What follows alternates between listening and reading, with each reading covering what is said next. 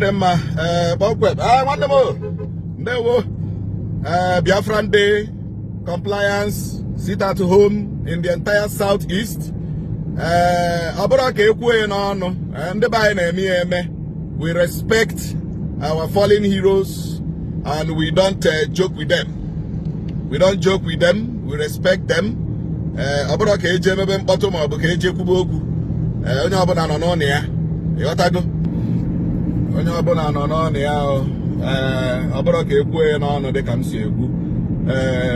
respect our fallen heroes, those who died during the war.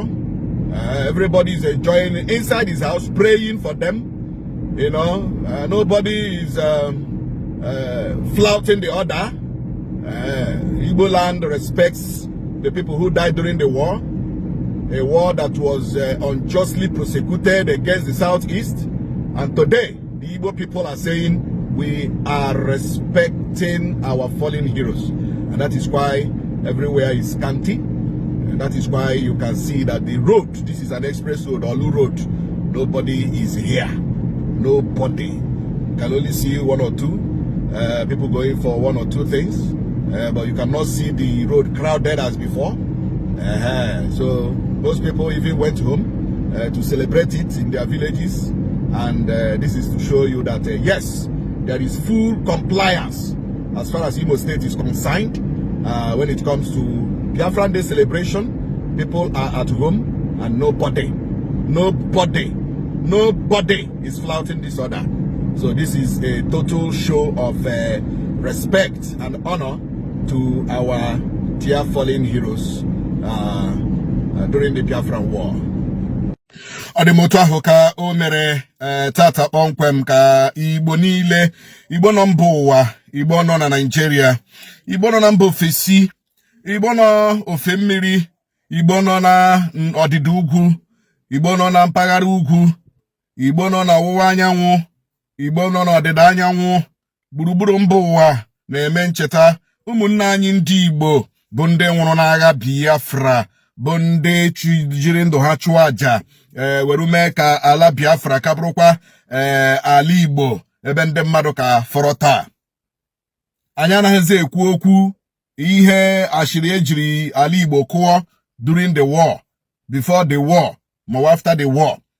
Anyị anaghịzi ekwu okwu otu ndị Igbo shiri nya ndụ.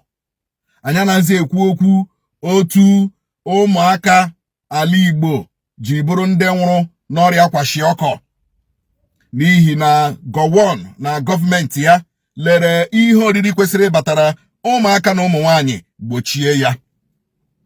Anyị achọghị ikwu okwu ka esiri chụla ndị ọcha bụ ndị ụka Kraịst, bụ ndị ọcha bụ ndị fada, bụ ndị ọcha bụ ndị okpukperechi ụka dị iche iche, bụ ndị nyere aka ịhụ na agụrụ egbughị ụmụ Biafra during the war. Anyị achọghịzi ịma ihe ha na-akọ anyị n'ọnụ. Anyị achọghị ịma mkparị ha na-akparị anyị dịka ndị Igbo. Anyị wu a nation that rose from the rumbles and the crumbles of the war. Anyị wu a nation that have refused to vanish.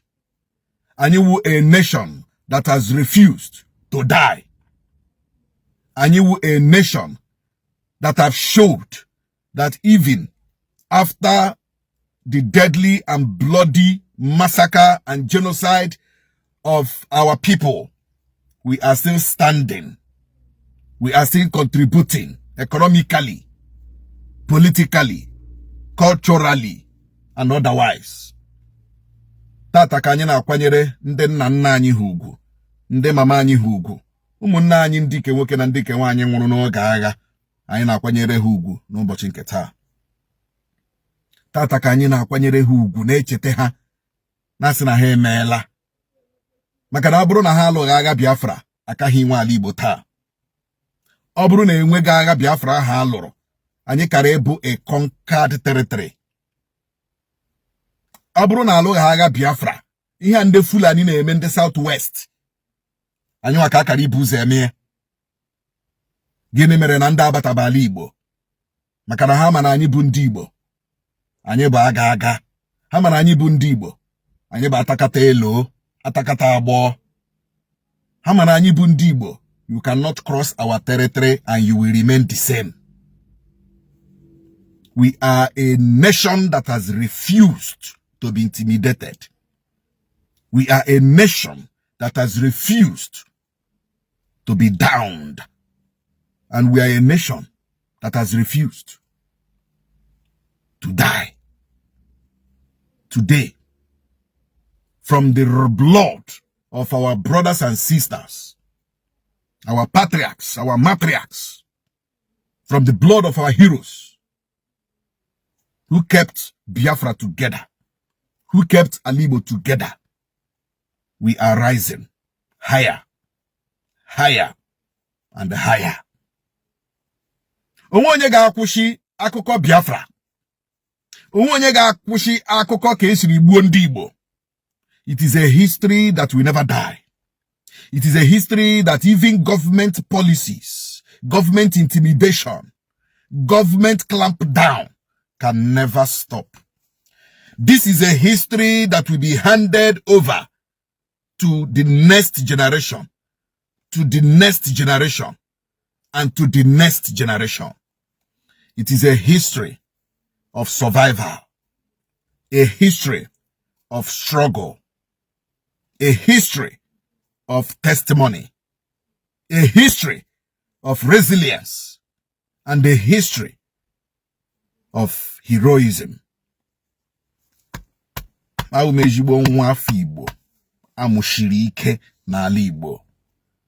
I can never deny the history of Biafran War.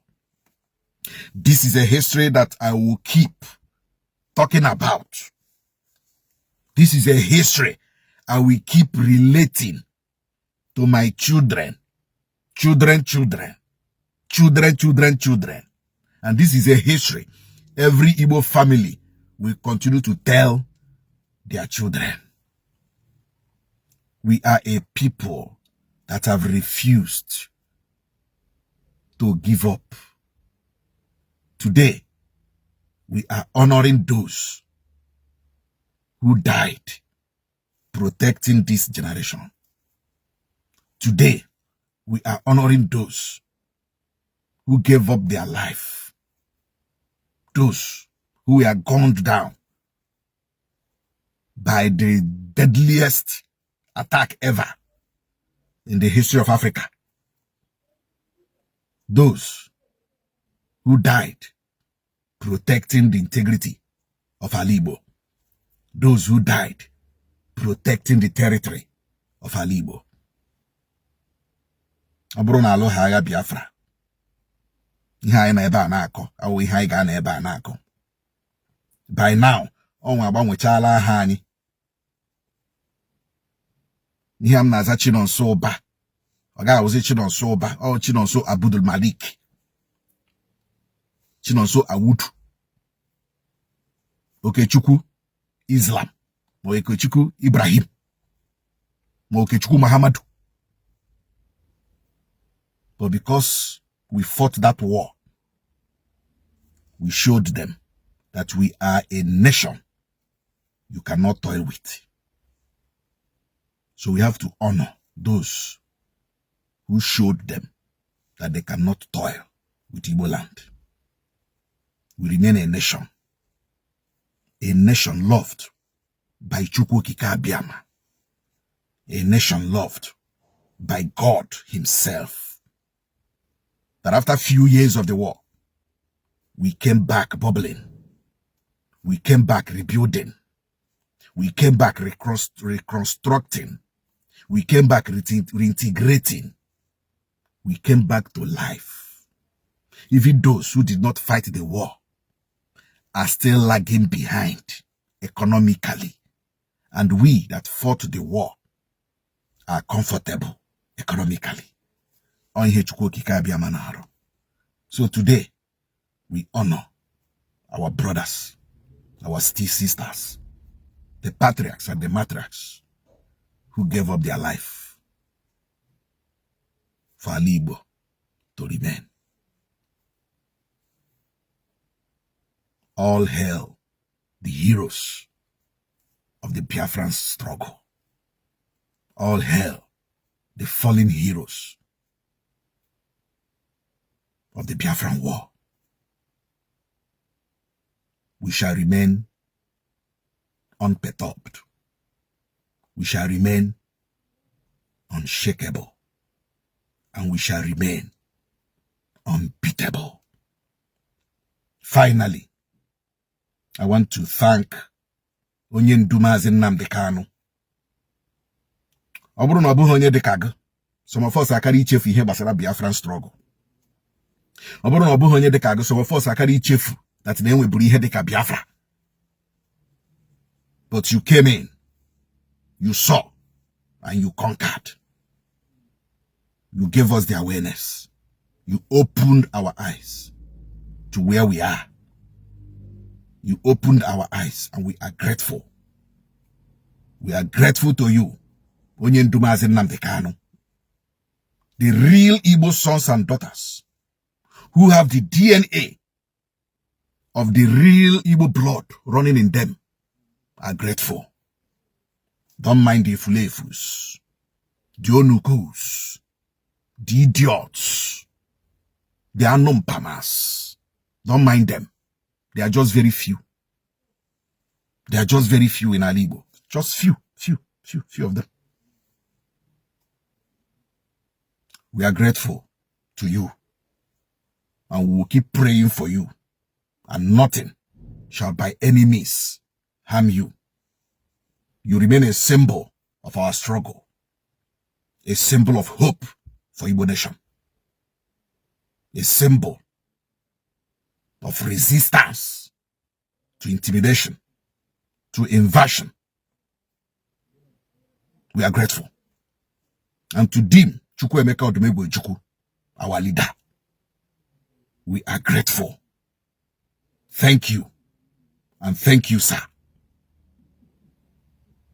To our brothers and sisters and patriarchs and martyrs and those who died during the war, we are grateful. 1 minute silence.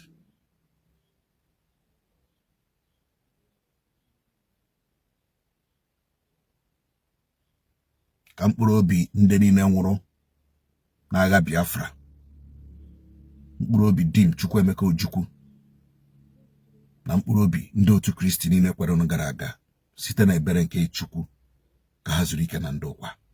Ka ha zuru ike na ndokwa. Amen. Amen. He said